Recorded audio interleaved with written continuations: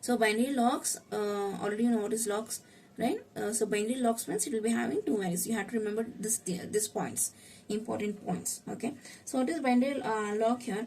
A lock is fundamentally a variable, okay, which holds a value, right? So binary lock is a variable capable of holding two possible values. And what are those two possible values? 0 and 1. Okay, 1 depicts locked state and 0 depicts unlocked state. Okay, very simple. Now we'll see the example for this.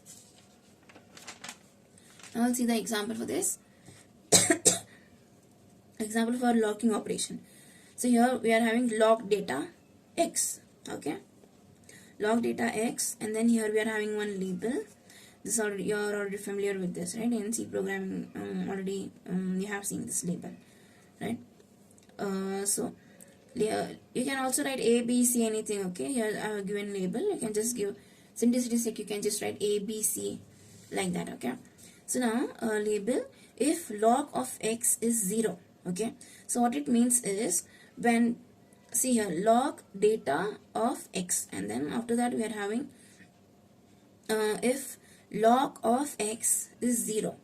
So what it means here, if it is in unlocked state, okay, unlocked state, then log of x equal to 1.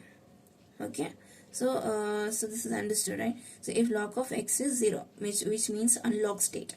If it is unlocked state, then what we have to do, log of x equal to 1. X is nothing but your data item. Okay, so we are just applying logs on a particular data item, okay, while performing transaction, that is. So now then log of x is 1, and then else wait. Okay, so it has to wait for the user to finish the update query. Okay, update query, or you know, in simple terms, what are the users performing operations, right? Transaction operations. Until that user is done with his operations, it has to wait. Okay, so that is what it means here. And then go to label. So already you know, I think, right? So go to label means, label is you know, where the control of the control transfers, right? The execution will be transferred to the statement. So that is what it means here, go to statements, right? We already know this. So this is an example for locking operation, right? And now we will go to, yeah, so here we are having unlocking operation. So what do we have here? Unlocking operation. Here you are, so this is another operation. Like previously we have seen lock data of x is an operation. Here we are having unlock data of x. Okay, so this is another operation we are having, that is in binary locks. Okay, so log of x equal to 0, right? So what is this? So log of x is 0. We unlock access to item x. So this is what it means. Log of x is 0. Okay, so already I have said, right? So so 0 depicts unlocked state. Okay, that means what it means is we unlock access to item x. Okay, so this is the data item here, right? So that it means, so that is what it means. And then if transactions are in queue, okay, that is in waiting state, that is other transaction that is in waiting state, then grant access or wait the next transaction in line. Okay, that is the next transaction has to be ready. Okay, that for execution, that is what it means here, right? So lock operation and unlock operation, these two things you have to remember, okay, in binary locks. So now see here, this is the very important note to be you have to remember is, we have 3 rules here. You have to remember 3 rules. So what is the first rule says here?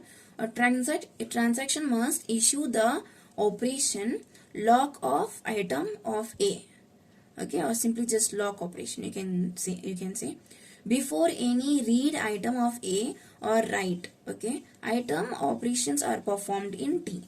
T is transaction here. A transaction must issue the operation, that is lock operation has to be issued before any read or write operation is to be performed.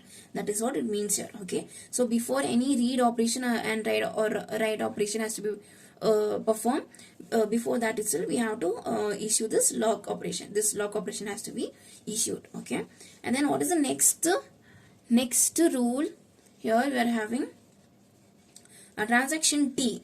Okay, so T is they are just given the name for transaction.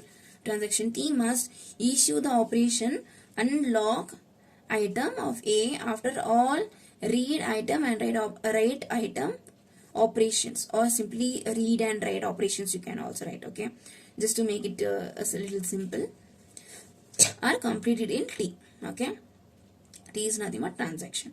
Right, so what it means, a transaction T must issue the operation unlock after all, that is after all read and write operation is been completed, then only we can issue unlock operation. Okay, you can simply write unlock just for simplicity sake.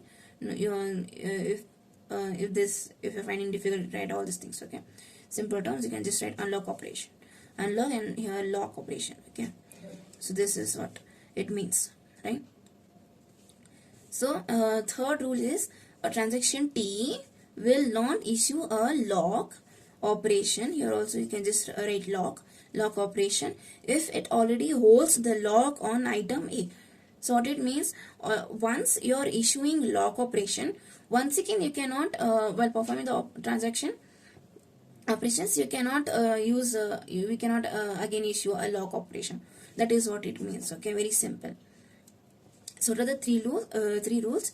Transaction must issue operation, lock operation, that is before read or write operations are performed in transaction. Okay. Second rule says that a transaction T must issue the operation unlock after all read and write operations are completed. Okay.